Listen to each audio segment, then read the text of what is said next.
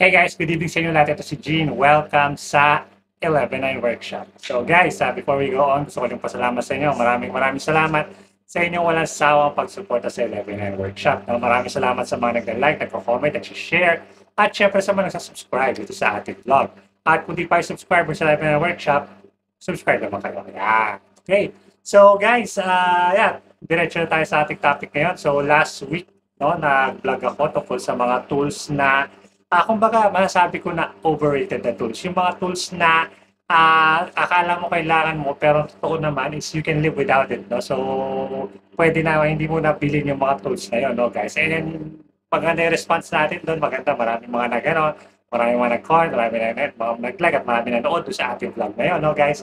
Ngayon naman, pag-usapan naman natin ay kabaliktaran. Yan. No? So, pag-usapan natin naman yung mga tools na akala mo walang silbi, akala mo hindi mo kailangan, pero pag nasa workshop mo ay napakalaking tulong, no? Sa workshop, sa bahay, no? Ito yung mga tools na masasabi natin na underrated tools o yung mga tools na it's better if you have it and not need it than need it and not have it, di ba? So, ito talaga yung mga tools na I would say na life-saving tools. So, hindi literal na life-saving tools.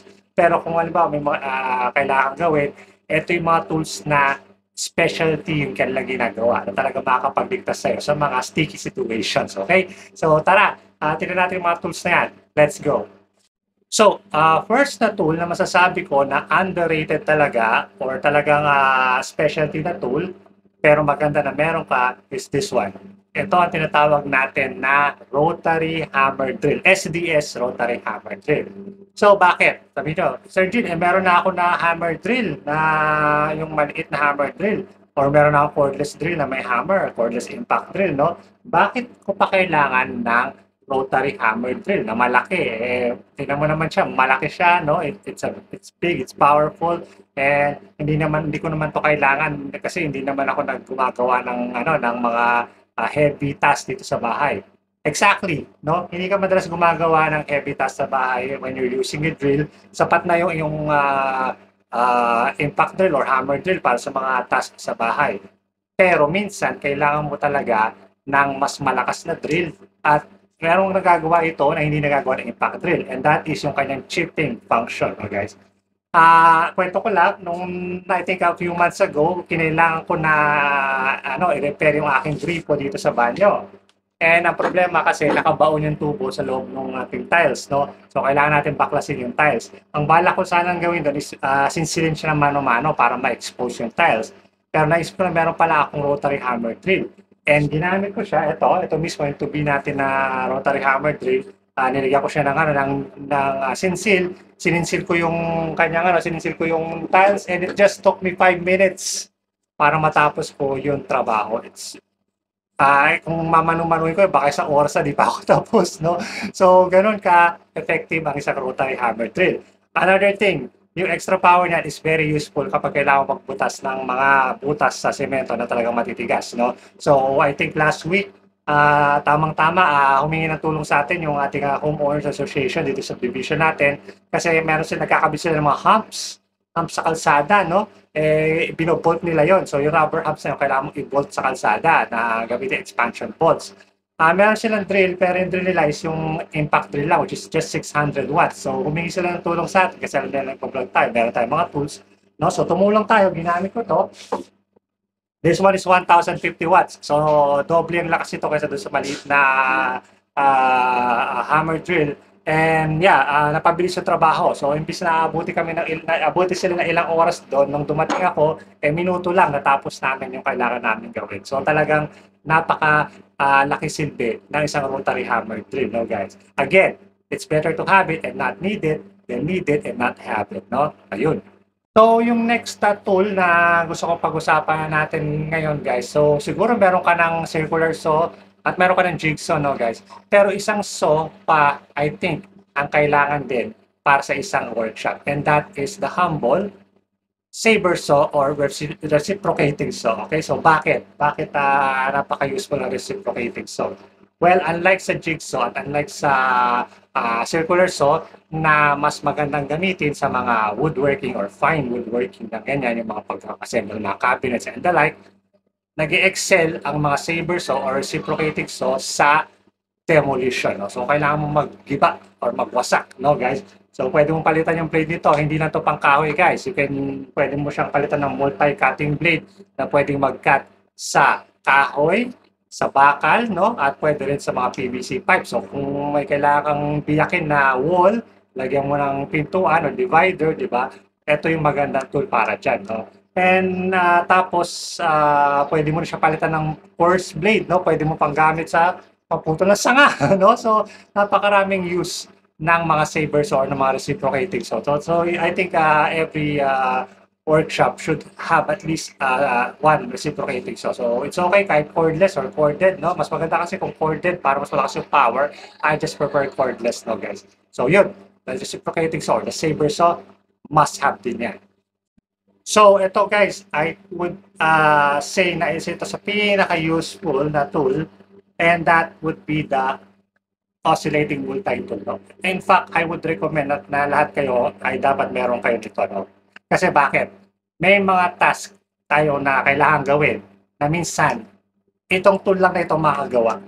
So, sobrang niche tool siya, pero sobrang specialty tool na ito. For example, kung kailangan magputas ng pader na tawag ito na kahoy, magkabit ng outlets, no, guys, pwedeng-pwede ito. Kasi ang cut niya is plunge cut, diretso lang. And then you can slide it down, no, ganyan. So, pwede rin ito pangtanggal ng tiles, no? Pwede siyang, lagyan mo ng diamond cutting na, pwede siyang pang-cut ng tiles. Pwede mo rin siyang panglinis, no? May scraper siya na attachment. Pwede siyang pangliha na triangle. So, yung mga corner sander, no? Hindi mo na kailangan ng corner sander. Ito lang multi-tool ang kailangan mo, guys. So, I would highly recommend you should get oscillating multi-tool, no? It doesn't matter kahit ano pa yan. Piliin nyo lang na multi-tool, ang recommended ko lang is yung easy na open, yung mga ganito. Yung papalitan mo yung blade na meron lang hook na ganyan. Tapos, pwede mo na palitan yung blade na ganyan. Kasi yung mga tinotornilyo dito, they're not good. Pangit yun, guys. Yung mga may screws na kailangan pahigpitan. Since nagbabibrate yung tool na to, oscillating siya, nagbabibrate talaga siya, di-dislodge yung kanyang screw. So, better get yung easy open na multi-tools like this one. Just get one, guys. Sobrang lifesaver nito. Kung talagang kailangan mo ng mga tool na makagawa ng mga task na hindi kayang gawin ng ibang tool, this is it. Ito yun.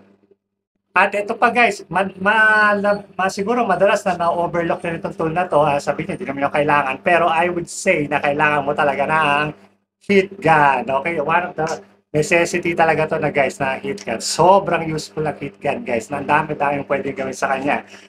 Like I said, it's a heat gun. So, bumubuga lang siya ng init, no? So, kailangan ng init? Well, maraming beses or, alam mo, kailangan mo ng pintura. Nagpintura ka, kailangan mo matuyo agad. Pwede mo siyang painitan ng heat gun ng konti. Halimbawa, may mga stickers, yung plywood, no? Pwede mong gamitin yung heat gun para bakbakin yung mga stickers na yan. Pwede mo nito gamitin sa PVC pipe para lumuwag siya kung gusto mag-connect ng mga PVC pipes.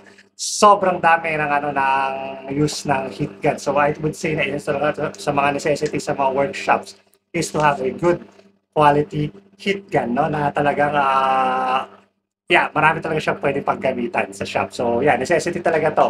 So just get one din. And last but not the least, guys, is this, the humble bench grinder, no, guys. So dati meron akong bench grinder na ginagamit, and it's a powerhouse na bench grinder.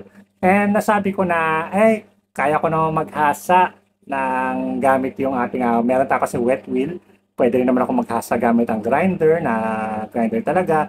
Pwede rin naman sa drill, no? So, hindi na, so sabi ko okay na yun, pakawalan ko na yung bench grinder na yun, kasi hindi ko siya madalas ginagamit. Pero nung dispatch ako na yun, yung dati kong bench grinder, tsaka ako na-realize yung importansya ng bench grinder. Sobrang na-miss ko siya. So, eto, bumili ako ng bagong bench grinder, guys. So, this one is Harden, no? So, hindi ko pa ito na-review, pero I think it's a good one na bench grinder. It's the cheapest one. Pinakamurang bench grinder ito sa Lazada. It's a really nice bench grinder, by the way. And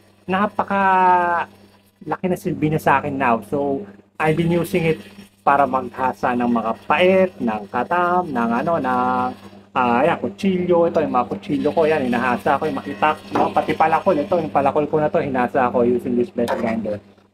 Pati yung gunting ko ng pangdamo, no? Pinanghasa ko sa kanya. napakarami niyang kayang gawin. Pwede ko rin palitan to ng buffing, no, na pang buff naman, no. So ano talaga, talagang necessity talaga sa isang workshop na magkaroon ng isang bench grinder. So tama talaga yung sinabi ni nung vlogger na pinapanood ko dati, si Post Apocalyptic Inverter, na isa sa mga necessity tool talaga is a bench grinder. Ngayon ko lang na-realize yun. So kaya naghanap ako ng isa pang bench grinder para dito sa shop, no. Pero kung halimbawa kasi dati sabi ko kapag woodworker ka, malamang hindi mo to kailangan. Pero ngayon na-realize ko na kahit na woodworker ka, kahit hindi ka machinist, kahit hindi ka metal worker, kailangan ko pa rin ng bench grinder. Kasi nga, yun nga, panghasa ng mga tools, pang kung ano-ano, to guys. So, yeah, it's a necessity talaga siya. So guys, yun, yung mga tools na sa unang tingin is parang hindi natin kailangan, parang hindi magiging useful sa atin. Pero pag kailangan na natin, ay napakagandang gamitin, no, guys. Hindi mo gagamitin yung mga tools ito everyday, no? Yung ibang tools ito, ginagamit ko lang, like once a year lang or minsan-minsan lang talaga. Pero pag kailangan talaga siya, napakalaking bagay talaga, no, guys. So, and again, guys, this is my own opinion. No? Opinion ko to sa mga tools na talagang masasabi ko na siguro necessity na rin sa ating shop, no, guys. So, kung meron na kayong halimbawa, nakapag-invest na kayo sa mga basic tools like circular saw, jigsaw, drill, meron sander, router, meron na kayo lahat ng mga yan. And naghanap pa kayo ng mga gusto nyo idagdag sa inyong mga koleksyon, these tools, yung pinanggit ko na tools na yan, are great options to add in your shop, okay? Or sa bahay lang, di ba? Kung ma-DIY yung mga tool collection nyo, di ba, guys? So, yun. Guys, thank you so much for watching. Maraming salamat sa pag-suporta sa Live and Workshop. Medyo parang kaya di ako makatagal dito sa workshop. So I'm just gonna see you guys again next time. Eugene from Live and Workshop. Adios.